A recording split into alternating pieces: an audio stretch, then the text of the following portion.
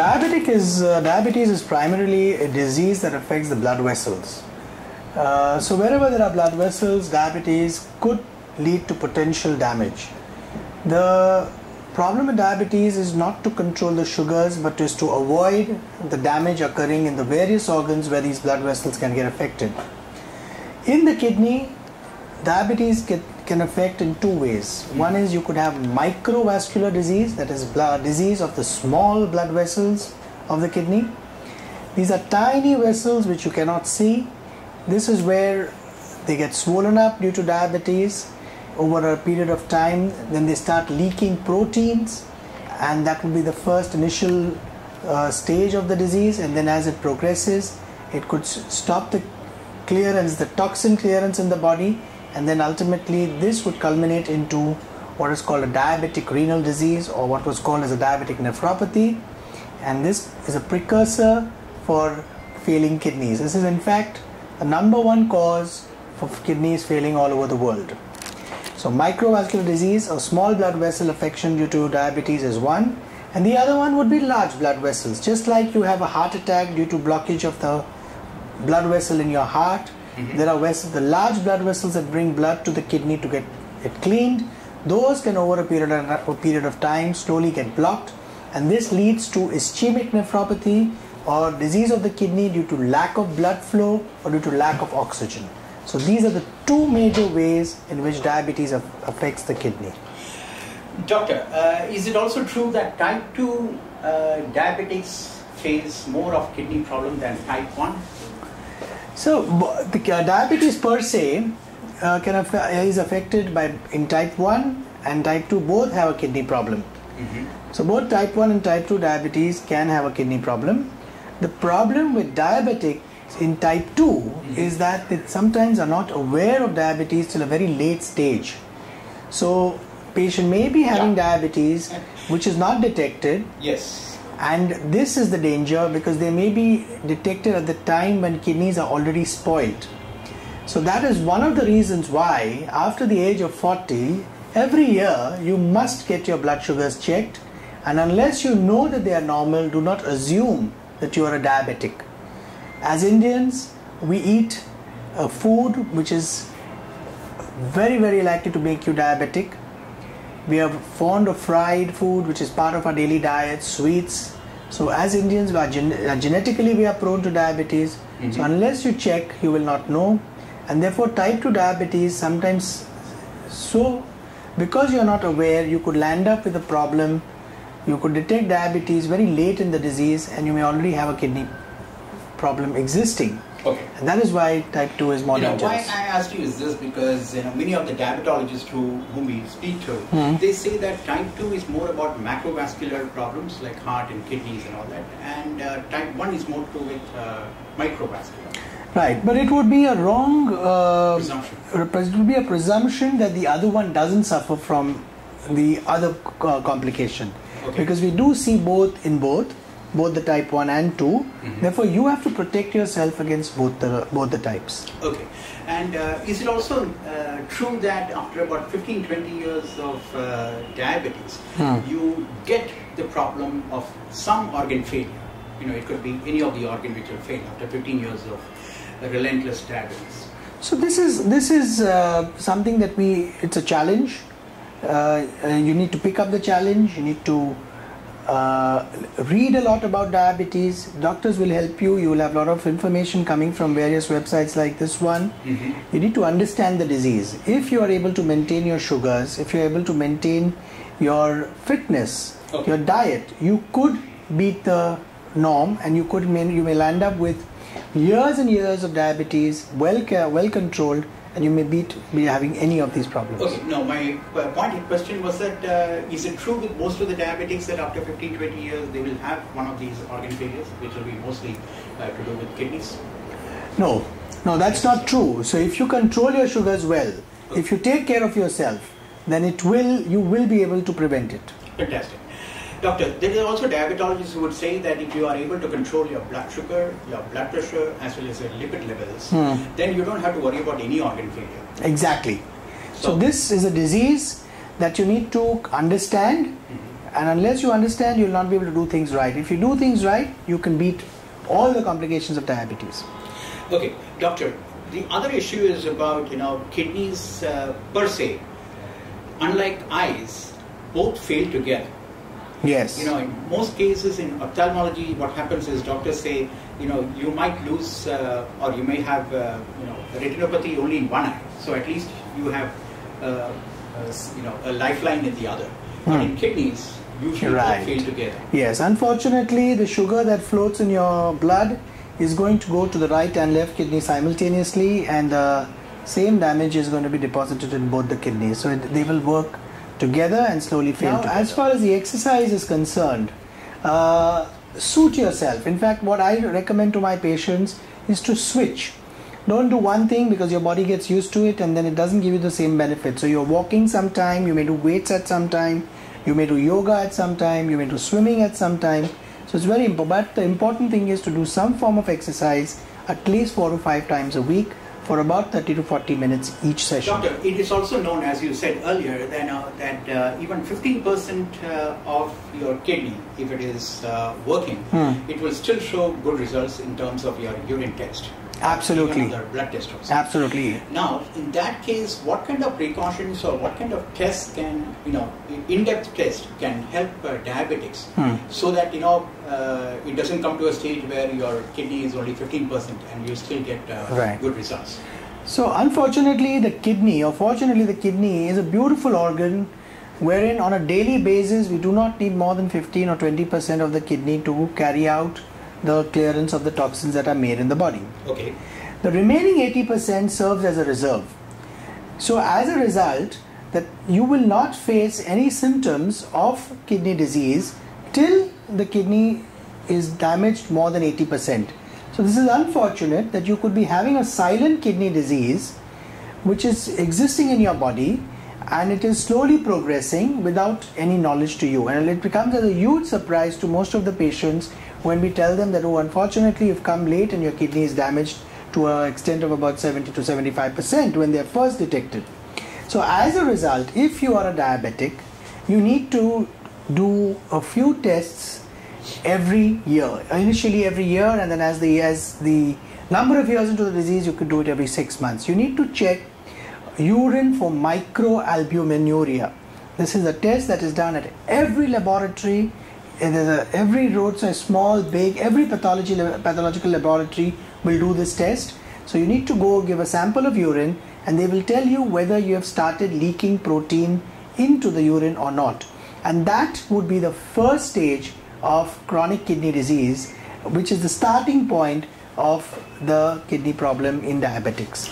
Most of these questions, we get through email. And I would also like to ask you, how much would biopsy help in determining the state of the kidney? No, we do not need a kidney biopsy to determine diabetic kidney disease. Diabetic kidney disease is a conglomeration of findings which includes the amount of protein being leaked into your urine, correlated with your eye tests, looking at your past history of sugar control, your blood pressure. So all this information, when assimilated, could give you the diagnosis of a diabetic kidney disease without a biopsy.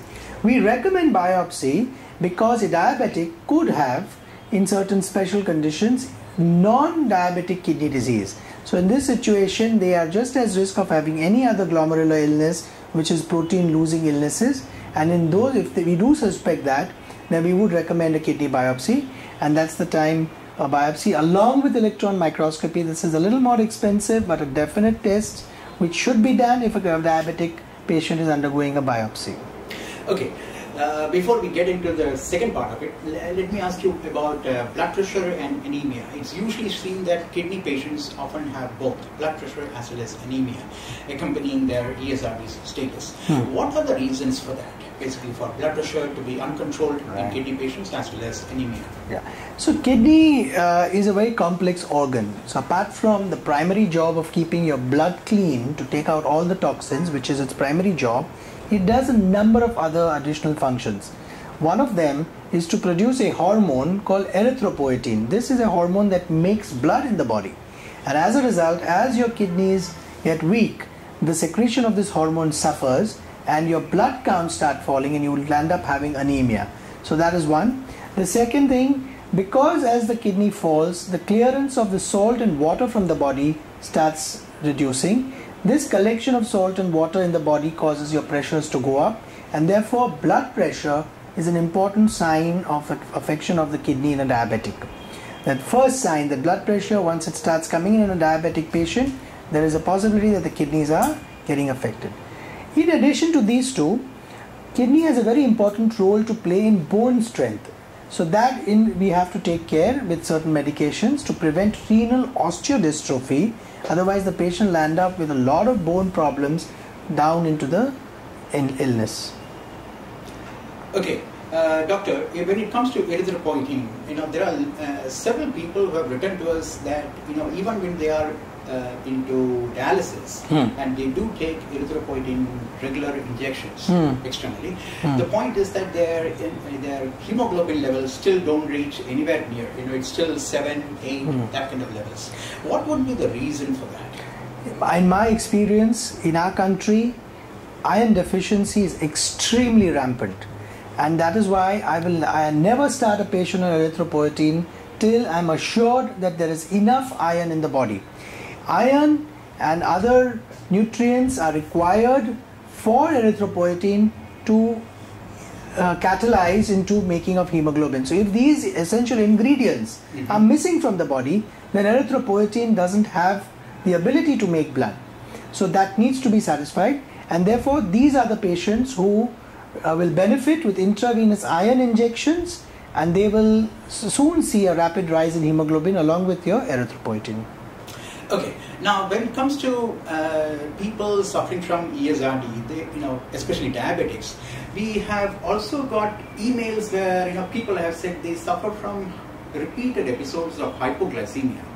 What could be the reason that kidney patients suffer from more? I mean, the simple experience is that till the kidney fails, they don't have any episodes of hypoglycemia. But once the kidney fails, almost every morning they get hypoglycemia. Rather, it's a nocturnal feature. So this is a very interesting point, and I think all the patients who are uncontrolled, who do not have a good control in their diabetes, and then suddenly over the previous 6 months or so, their sugars start looking very good. Their sugars start falling into place and reach the targets. Please remember that this could actually be bad news because of a worsening kidney function. Insulin, which is secreted into the bloodstream from the pancreas, circulates, controls the sugar, and is thrown out through the kidneys. Now, if the kidney starts failing, it chokes up the excretion or the removal of insulin from the body. Therefore, that insulin circulates more in the body and starts controlling the sugar. As this process moves further and more insulin starts getting choked up, the insulin collects in the body in a higher level, and it could continue acting and making the sugars go low or causing hypoglycemia. That is one reason. That is, a failing kidney can first correct your sugar levels and then subsequently lead to hypoglycemia because of the non-removal of insulin. The second thing is that most of the drugs that you take for diabetes, most of the tablets and the long-acting insulins again get choked up, and they will also persist in the body for a longer duration. Okay. So let me give you an example. If the kidney is working 100%, a drug which has been prescribed to you twice a day will, as soon as it is taken, in an hour or two it gets digested and starts working on your blood sugar levels. Okay. And in about 6 to 12 hours it is thrown out of the body. Now, and that's why you need another tablet at night. Now, if the kidney doesn't work, these medications are also not removed from the blood. They're choked and they stay into the bloodstream. Therefore, instead of acting for only about 12 hours, they act for 18 to 24 hours. And therefore, when you take another tablet, the effect doubles, the effect multiplies, and that is the reason why patients with failing kidneys have repeated episodes of low sugar. So there are a lot of medications that are not permitted once the kidney starts failing, and they need to be rapidly removed. You may have to go to shorter acting medications, and you may have to move to insulin, which is very short acting. There are certain insulins which are very short acting, and those are the ones which would act and be removed from the blood without causing hypoglycemia. You may need to consider that. Okay, before we go into the transplant issues, one small question that we have received is, one of the patients have said, or rather we don't call them patients, we call them diabetics. One of the diabetics have said that his doctor has told him to have less of phosphorus because that can affect his kidneys.